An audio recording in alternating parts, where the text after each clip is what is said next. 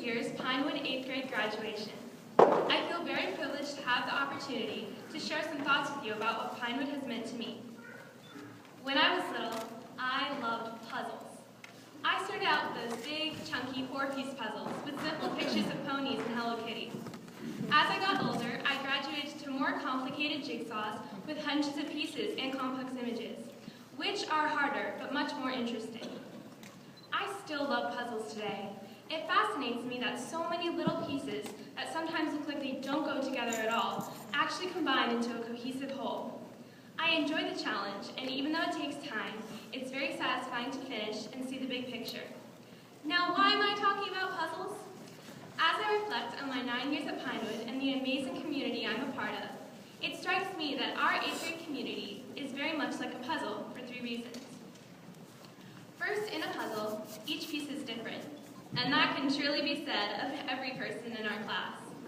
We all shine in different ways. There are those who come alive in the theater spotlight, and others who prefer the political stage. Some never miss a pitch, and some never miss a geometry problem. Our goofy classmates make us laugh, but we know at least one realist will keep us grounded.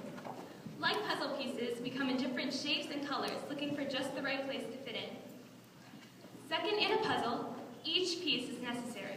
If just one piece is missing, it leaves a gaping hole.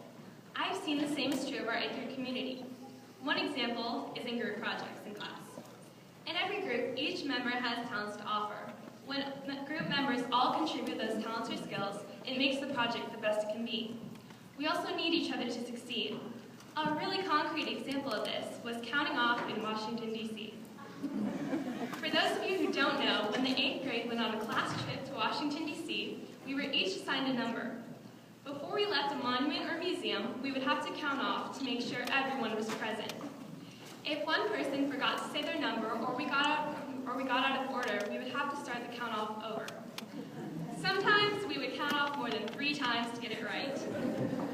Although it was frustrating, it demonstrated that all of us were essential to finish the count off and finally be able to leave the museum or monument. And in that moment, we were all connected. Being connected brings me to my final point about a puzzle.